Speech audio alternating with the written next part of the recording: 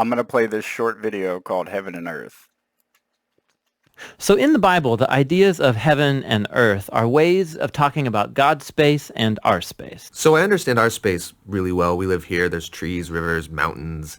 But my understanding of God's space gets a little fuzzy. And what we do get in the Bible are images trying to help us grasp God's space, which is basically inconceivable to us. So these are That can be any type of interdimension place. A lot of religions and stories talk about next dimensions or heavens or shit like that, any type of spiritual realm. two very different types of spaces. Yes, they're different in their nature, but here's what's really interesting is that in the Bible, these are not always separate spaces. So think of heaven and earth as like different dimensions that can overlap in the same exact space. So we talk a lot about going to heaven after we die.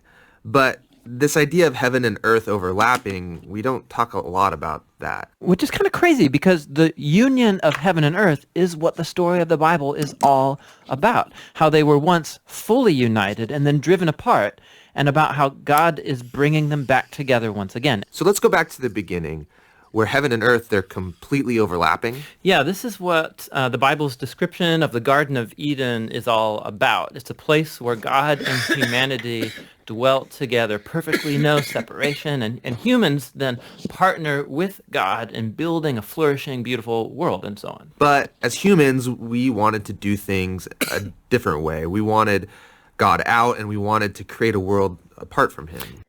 I think that is symbolic to what humans went through in the part of evolution that separated us from animals. We didn't want to live like previous animals. Something about us was different. And then the journey to reuniting is becoming one with that primitive animal again, in my opinion. Yeah, so we have these two spaces now, and the Bible actually uses lots of different kinds of words and phrases to refer to these two spaces to make a clear distinction. So you've said that these spaces can overlap, though. So explain how that works. Yeah, this is where we have to start talking about temples. Because in the biblical world, you experience God's presence by going to a temple. That's where heaven and earth overlap. Now, there are two types of temples described in the Bible. One is a tabernacle, basically a tent that was built by Moses. And the other was this massive building made by Solomon. And Those are basically two different kinds of places we have nowadays, churches and bars. Moses sounds like, more of a society kind of guy hanging out with people in bars rather than some big old church mogul. these temples were decorated with fruit trees and flowers and images of angels and all kinds of gold and jewels and so on. And these are designed to make you feel like you're going back to the garden. And at the center of the temple was a place called the Holy of Holies, which was like the hot spot of God's presence. Now we can go and be with God again. But not so fast, because the temple also creates a problem. So God's space is full of his presence and goodness and justice and beauty. But That energy that I consider God is whatever that primitive energy is. That whatever connects us to the next dimension. And I believe when people get together like that, they excite it and it spreads too. the human space is full of sin and injustice and the ugliness that results. So how do these spaces overlap if they're so different and they're in conflict with each other? This was resolved through animal sacrifice. Yeah, that's kind of weird. What do animal sacrifices have to do with this? Yeah, the idea is this. Animal sacrifices, somehow they absorb the sin when the animal dies in your place. And it creates a clean space, so to speak, where you are now free to enter into the temple and be in God's presence. Something came to my mind too while I was thinking about this. That thing that connects us to each other, that God thing that's in us, I believe that's getting excited by something like an animal sacrifice. Because witnessing that or being somebody to do that is going to trigger a reaction in us that gets us emotionally peaked to the top. And I believe that's the only way that you can access that power without being trained in the meditations and stuff like that. So this was a quick way to bring that out of people and get them more open and accepting and more down to a healthy human state. Okay, so if I'm an Israelite and I live in Jerusalem, I might be able to be in God's presence. But you said the story of the Bible is all of heaven and earth reuniting. Right. So we have to keep going in the story where we come to Jesus in the New Testament. And in the Gospel of John, we hear this claim that God became human in Jesus and made his dwelling among us. Now, this word dwelling is really curious. It means he set up a tabernacle among us.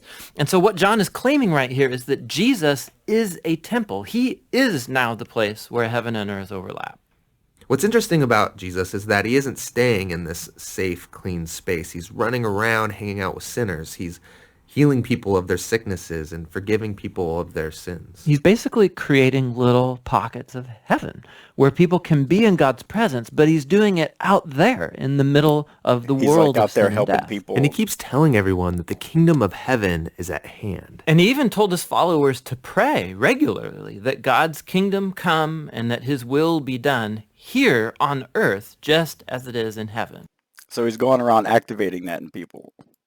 But a lot of people are threatened by Jesus and they kill him, which seems to spoil this whole plan to reunite heaven and earth. But we have to go back to a scene earlier on in Jesus' story where John the Baptist saw Jesus and said, "Behold, this is the Lamb of God who takes away the sin of the world."